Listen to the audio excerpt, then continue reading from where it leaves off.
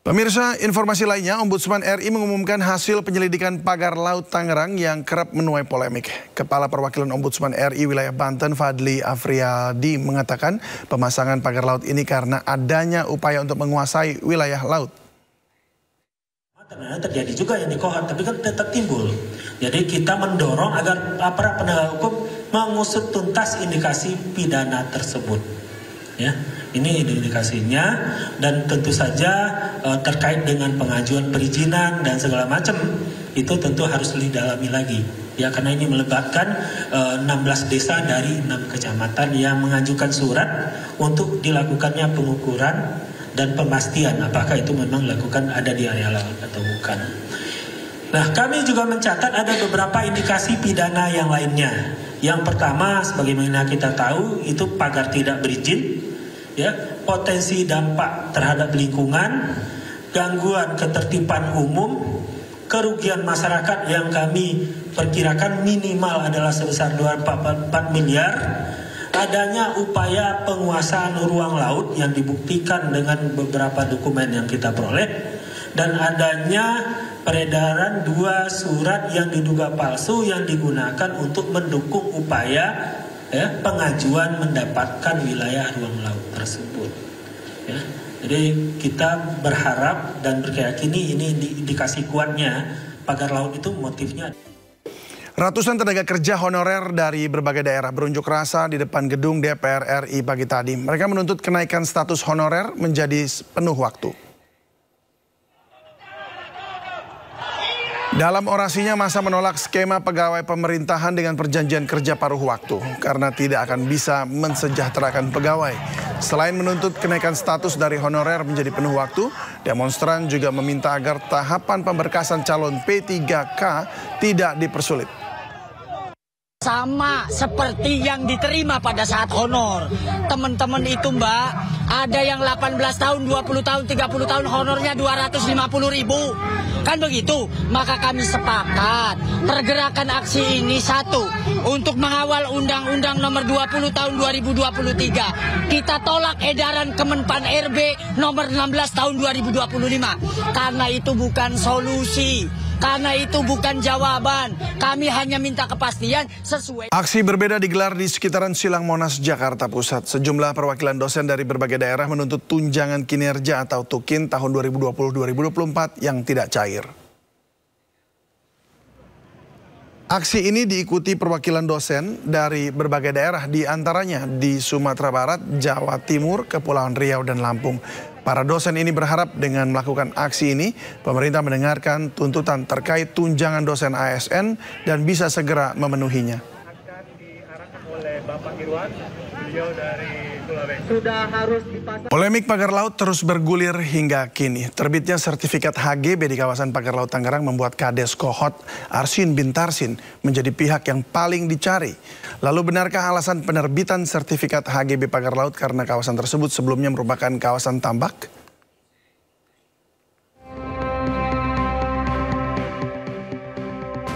Kisruh penerbitan sertifikat di atas laut Tangerang terus bergulir. Melalui kuasa hukumnya, pihak Agung Sedayu Group mengaku telah memiliki 254 sertifikat HGB di sekitar pagar laut, yaitu di Desa Kohot, Kabupaten Tangerang. Menurut Muanas Alaidin, pada 2023 Agung Sedayu melalui anak perusahaannya, PT Intan Agung dan PT Cahaya Inti Sentosa membeli sertifikat hak milik tersebut dari warga yang kemudian diubah menjadi HGB dengan mengikuti peta tata ruang. Sebagaimana pernyataan Pak Menteri, dasarnya SMSM ini terbit karena ada girik yang dibuat tahun 82. Ya kan? Girik yang ada tahun 82. Nah, kemudian ditransaksikan kepada kita, dikoordinasikan, kita bayar pajak, kita beli dari rakyat. Pengakuan pihak Agung Sedayu yang membeli sertifikat dari rakyat di Desa Kohot tentu menimbulkan pertanyaan. Mengapa mereka nekat membeli sertifikat yang fakta di lapangan tidak lagi berbentuk daratan? Dalam penerbitan sertifikat, peran Kepala Desa Kohot Arsin bin Arsip turut menjadi sorotan. Sebelum mengabulkan permohonan melalui pengkajian yang sangat luar biasa. Pengkajiannya itu ada di pihak terkait. Saya hanya kepala desa hanya mengajukan permohonan. Yang saya lengkapi atas permohonannya itu nggak ujub-ujub, Pak. Langsung itu, iya, prosesnya lama banget, tahunan itu. Di Desa Kohot itu, khususnya yang ada di pinggir laut, itu dulunya tanah empang. Itu memang abrasi, dan sangat luar biasa abrasinya.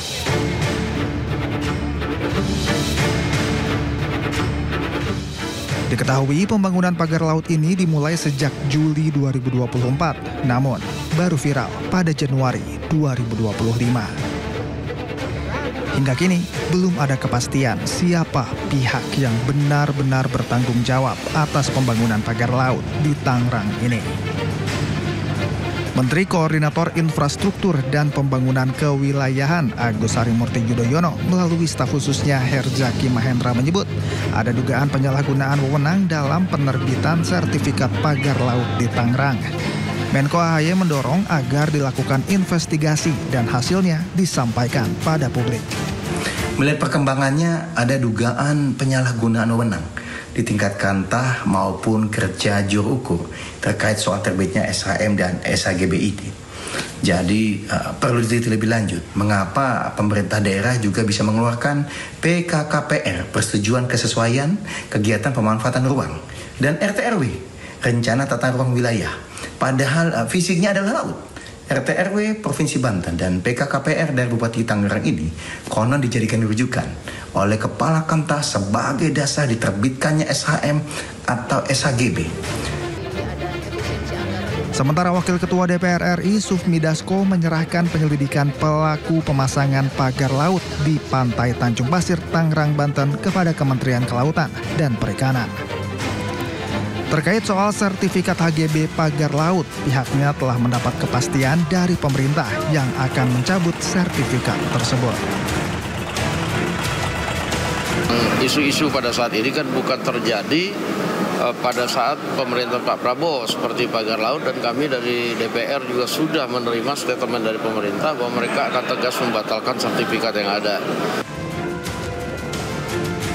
Tak tinggal diam, Presiden Prabowo Subianto perintahkan aparat penegak hukum menindak perusahaan yang melanggar aturan pertanahan dan hutan. Presiden menegaskan pemerintah tidak akan memberi perlakuan khusus kepada siapapun.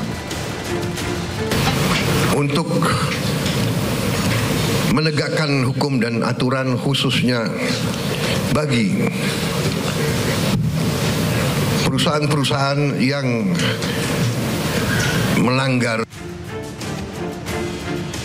Polemik pagar laut dengan perizinan kontroversialnya juga dibahas di rapat kerja Komisi 4 DPR RI bersama Kementerian Kelautan dan Perikanan RI, Kamis 31 Januari 2025. Kami membenarkan ada sertifikat yang berseliweran di kawasan pagar laut sebagaimana yang muncul di banyak sosmed tersebut. Jumlahnya 263 bidang dalam bentuk SHGB atas nama PT Intan Agung Makmur sebanyak 234 bidang dan atas nama PT Cahaya Inti Sentosa sebanyak 20 bidang.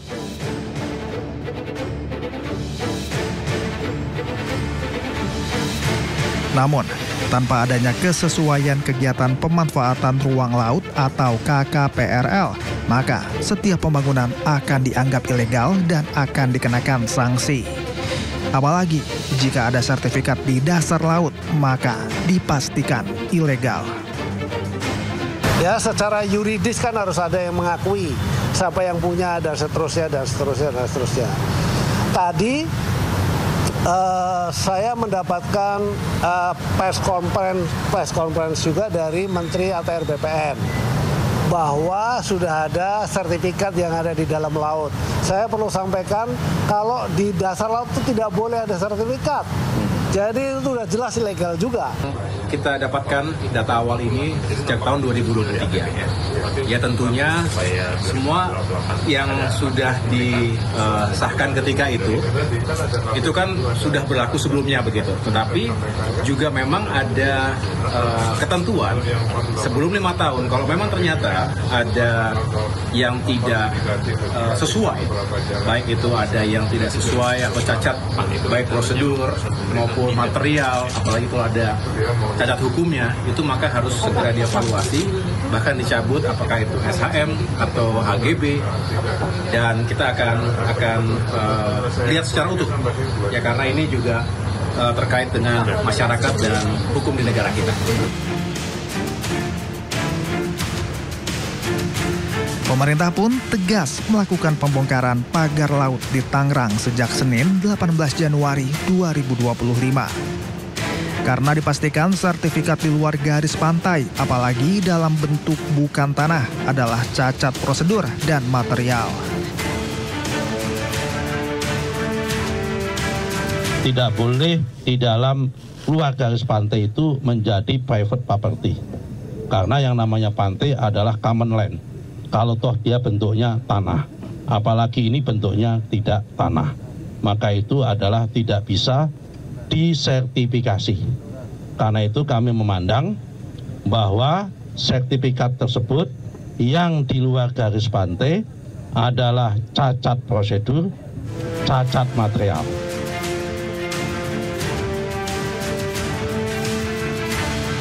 Pembongkaran pun melibatkan TNI Angkatan Laut, Kementerian Kelautan dan Perikanan, serta ribuan nelayan setempat. Tim Liputan iNews melaporkan. Kapal milik Basarnas Ternate meledak saat melakukan pencarian 2 nelayan hilang di perairan Oba Tidore. 3 personel Basarnas tewas sementara seorang kontributor Metro TV hilang.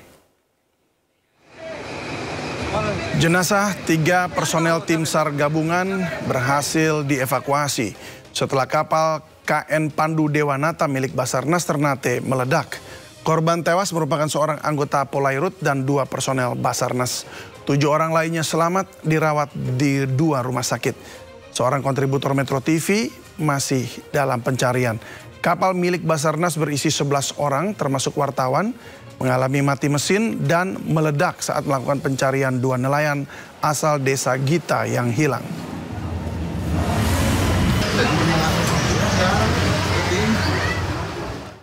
Dan untuk mengetahui kronologis meledaknya kapal Basarnas, kita sudah terhubung dengan Kepala Basarnas Ternate melalui sambungan telepon, Iwan Ramdhani. Selamat sore Pak Iwan. Selamat sore Mas David. Ya, terima kasih Pak untuk waktunya. Pak, mohon konfirmasinya Pak, data yang kami terima 3 orang meninggal, 7 selamat ya, dan 1 orang hilang. Ada update terkini Pak? Sampai saat ini masih tetap, tetapi mungkin update-nya di dalam hal pencarian untuk 1 orang yang dicari. Apa betul itu wartawan Pak? Betul, wartawan. Oke, baik. Ini hilang artinya karena tidak ditemukan artinya tanda-tanda kehidupan di sekitar lokasi kapal gitu Pak ya? Hilang yang disebabkan oleh terpentalnya pada saat terjadinya ledakan. Oke.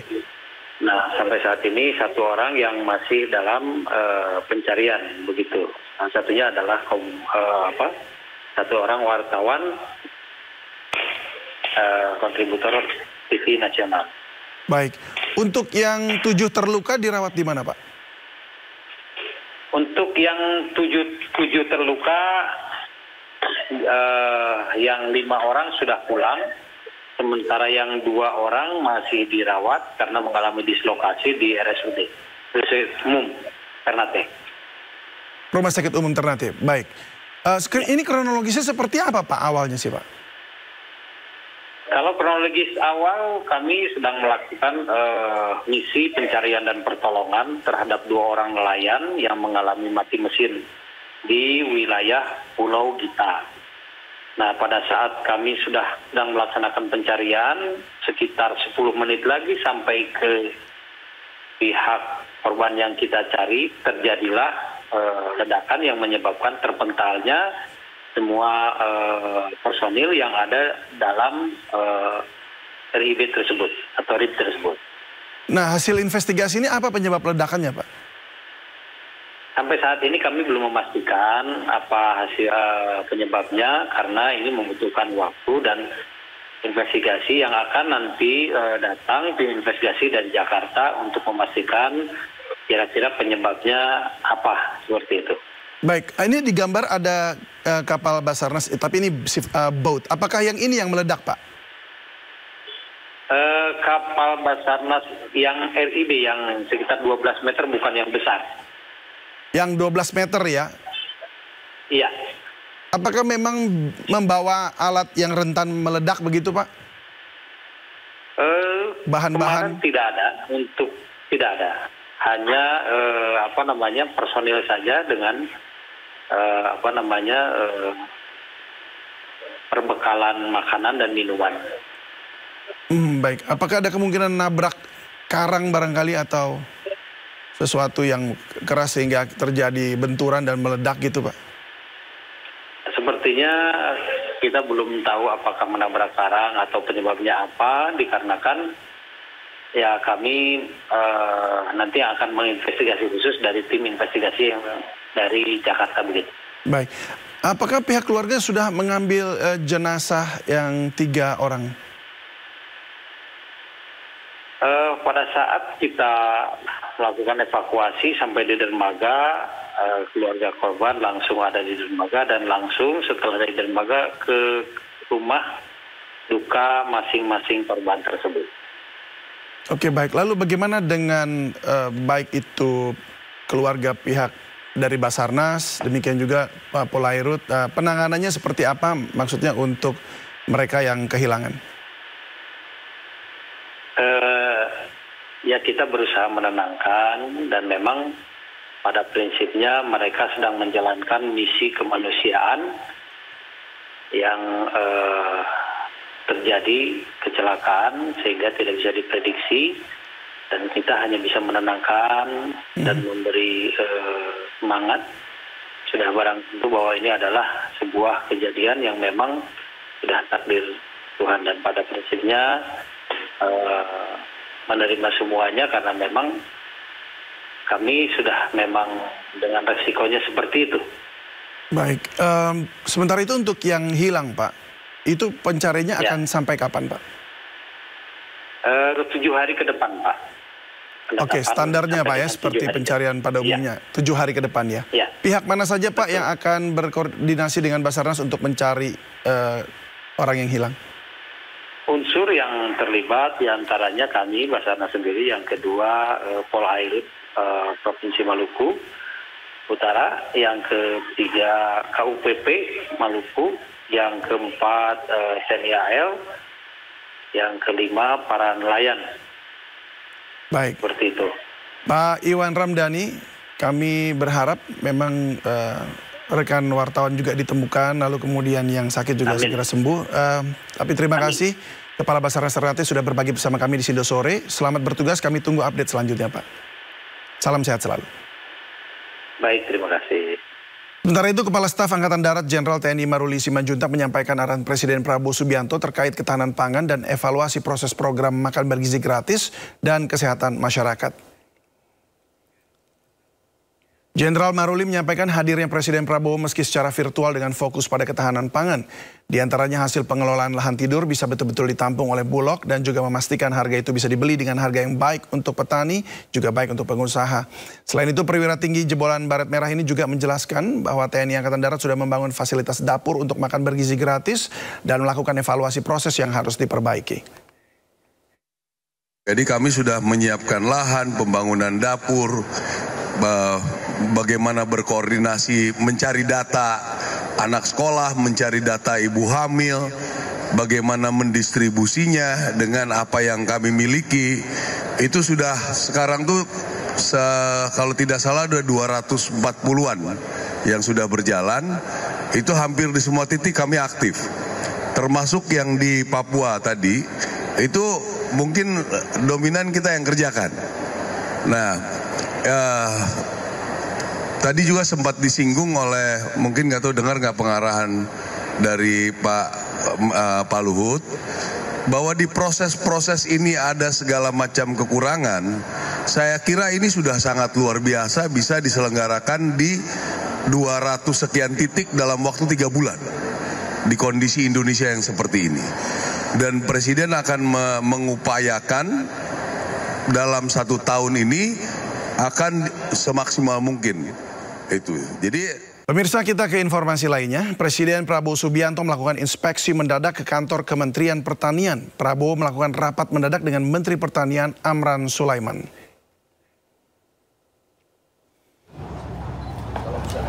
Dalam kunjungan ini Prabowo didampingi Menteri Pertahanan Syafri Syamsuddin. Prabowo membahas harga pokok pembelian gabah kering dan swasembada pangan. Prabowo pun menyatakan kedatangannya untuk berkoordinasi. Ia mengingatkan pentingnya swasembada pangan bagi Indonesia. Menurutnya swasembada pangan adalah kedaulatan bangsa. Prabowo berharap semua pihak bekerja dengan tulus demi negara.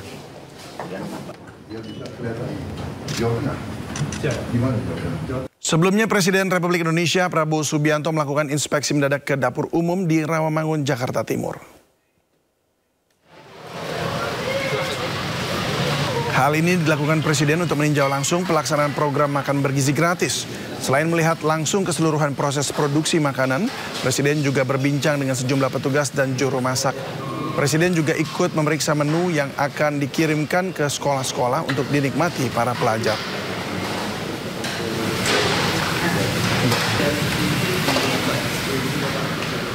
Anggota Komisi 6 DPR RI Herman Khairon meminta agar aturan penyaluran gas LPG 3 kg dikaji ulang.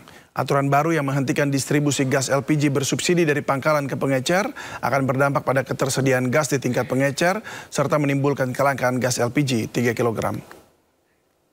LPG 3 kilo itu yang melon itu adalah memang barang milik negara, barang bersubsidi. Oleh karenanya memang dalam penyaluran harus tepat sasaran, tepat harga, kemudian sesuai dengan peruntukan yang telah diatur sebagai barang bersubsidi. Nah, oleh karena itu juga sebetulnya kalau barang bersubsidi semestinya disalurkan secara tertutup. Namun demikian tentu harus dipertimbangkan oleh pemerintah bukan hanya persoalan ketersediaan tapi juga keterjangkauan. Bagaimana barang bersubsidi ini bisa sampai kepada yang berhak menerimanya. Nah, kalau aturannya sekarang dirubah per 1 Februari ini sampai di tingkat pangkalan, ya berarti harus ada upaya dari para penerima manfaat, penerima subsidi untuk bisa mengambil atau membeli ke pangkalan. Pangkalan itu kan titiknya ditentukan. Titiknya kan hanya 1 titik pangkalan. Nah, kalau 1 titik pangkalan apakah bisa menjangkau ke desa, ke kampung? Nah, kalau tidak berarti harus ada ongkos tambahan bagi para penerima subsidi ini untuk membeli sampai ke pangkalan. Menurut saya ini harus dikaji ulang ya. Karena yang salah kan bukan persoalan penyaluran sampai tingkat tingkat penerima dikarenakan oleh aturannya gitu ya. Misalkan aturannya harus sampai tingkat pangkalan, bukan. Tetapi ini kan oleh pelanggarannya gitu. Kita ke informasi mengenai gas melon, pemirsa. Larangan menjual gas melon di pengecer membuat terjadi kelangkaan. Akibatnya puluhan warga di Tambora, Jakarta Barat antre panjang di salah satu agen gas LPG. Kelangkaan gas juga terjadi di wilayah sekitar Jakarta.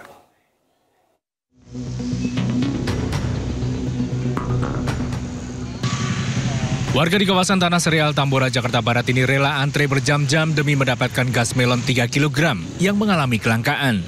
Warga mengaku telah berkeliling mencari ke sejumlah warung pengecer hingga agen gas, namun tak juga mendapatkan gas.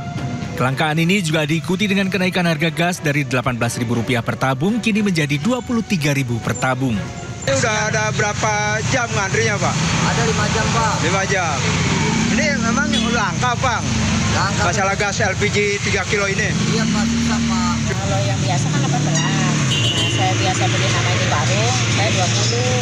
Yang kemarin 22. Kemarin lagi 23. Imbas kebijakan pemerintah melarang warung pengecer menjual belikan gas 3 kg, puluhan warga antre di SPBU Kedoya, Jakarta Barat. Warga bahkan sudah datang sejak subuh. Untuk mendapatkan gas 3 kg, warga dibatasi hanya mendapatkan 2 tabung seharga Rp16.000 dengan syarat membawa KTP.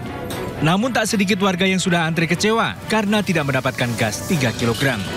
Dari Jakarta, Miftahul Gani dan Rizky Falupi, iNews melaporkan.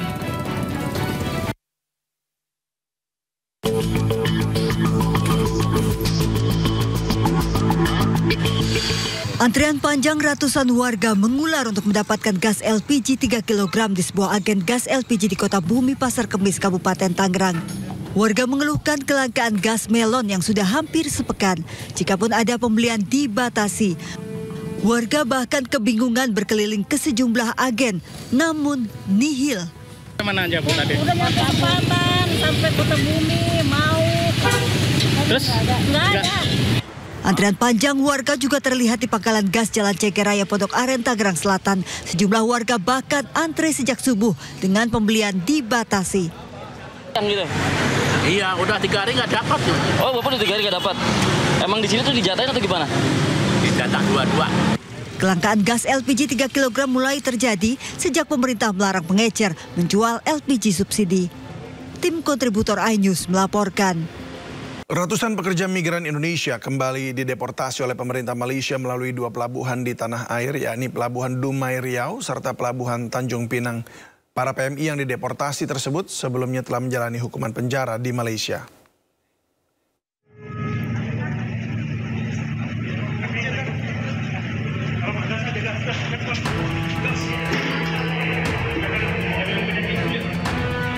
Deportasi terhadap pekerja migran Indonesia oleh Malaysia kembali dilakukan.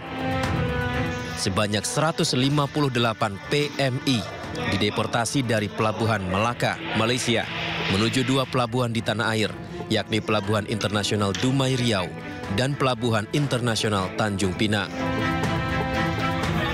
Ratusan PMI, pekerja migran Indonesia non-prosedural ini, langsung dilakukan pemeriksaan serta pengecekan kesehatan oleh pihak imigrasi dan Balai Karantina Kesehatan Pelabuhan Kota Dumai Riau.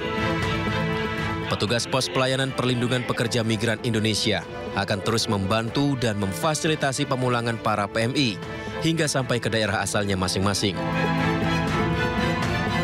Kita melakukan pelayanan mendampingi mereka. Pertama itu kita dampingi mereka untuk membuka registrasi IMEIHP sehingga handphone yang mereka tersebut bisa dipergunakan kembali.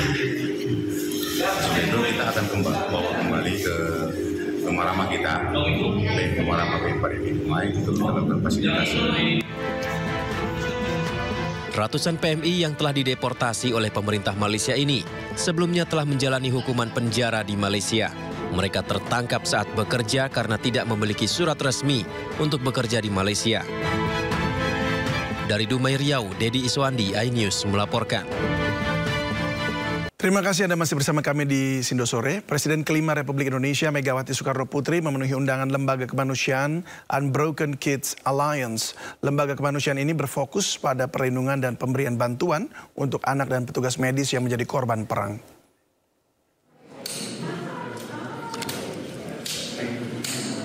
Dalam pertemuan yang digelar di Museum San Salvatore di Lauro, Roma, Italia ini, Megawati ditemani oleh Ketua DPR RI Puan Maharani dan Arsyad Rashid selaku salah satu pendiri 5P Global Movement. Kehadiran Megawati merupakan bentuk dukungan Presiden kelima Indonesia terhadap nasib anak-anak di zona perang. Megawati menyebutkan dalam peperangan anak-anak sebagai pihak tidak berdosa seringkali menjadi korban dan sudah seharusnya mendapat perlindungan. Momen hangat juga terjadi dalam pertemuan ini. Megawati bertemu dengan anak berusia 10 tahun bernama Roman Alekseev yang merupakan penyintas perang Ukraina yang harus kehilangan ibunya dan terluka bakar 45% di wajahnya.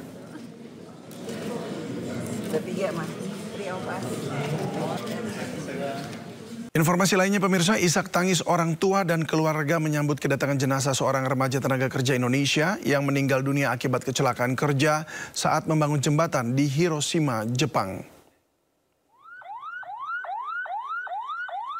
Jenazah Tris Rizky Akbar Reformansyah, seorang tenaga kerja Indonesia yang meninggal dunia karena kecelakaan kerja di Jepang, tiba di rumah duka di Jalan Sila Beranti, Kecamatan Jakabaring. Kedatangan jenazah disambut isak tangis dari ibu, keluarga, sanak dan tetangga, serta teman dekatnya yang mengenang almarhum sebagai sosok yang sangat baik dan memiliki kepedulian tinggi.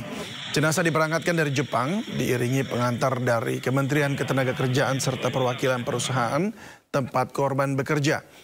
Sebelumnya, Tris Rizky Akbar dikabarkan meninggal dunia pada Senin 27 Januari 2025, diduga akibat kecelakaan kerja saat membangun jembatan di daerah Hiroshima, Jepang.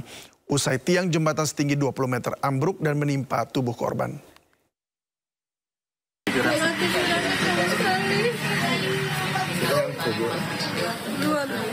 Baik, Bu.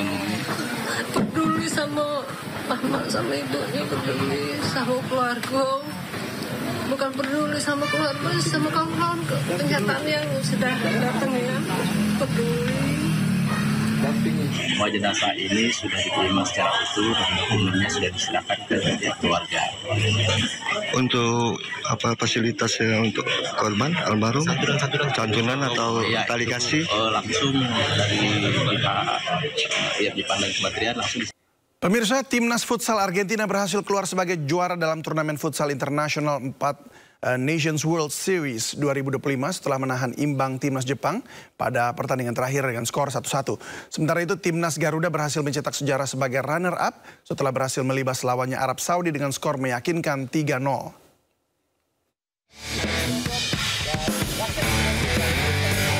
Timnas Garuda meraih hasil membanggakan dalam turnamen futsal internasional 4 Nations World Series 2025 yang digelar Federasi Futsal Indonesia atau FFI. Melawan tim-tim hebat seperti Argentina, Jepang, dan Arab Saudi, Timnas Garuda berhasil meraih posisi runner-up. Pada pertandingan terakhirnya, tim asuhan Hector Souto berhasil melibas Arab Saudi pada laga terakhir dengan skor meyakinkan 3-0. Tampil di hadapan para pendukungnya di Jakarta International Velodrome, Jakarta Timur, Timnas Garuda tampil percaya diri dan mampu mengendalikan jalannya pertandingan. Sementara itu pada pertandingan lain, tim juara dunia futsal 2016, tim Tengo Argentina, berhadapan dengan tim langganan juara futsal di Asia, Jepang. Pada pertandingan ini, kedua tim menampilkan permainan cantik dengan saling menyerang untuk mencari poin penuh. Namun kedua tim harus puas dengan hasil imbang 1-1.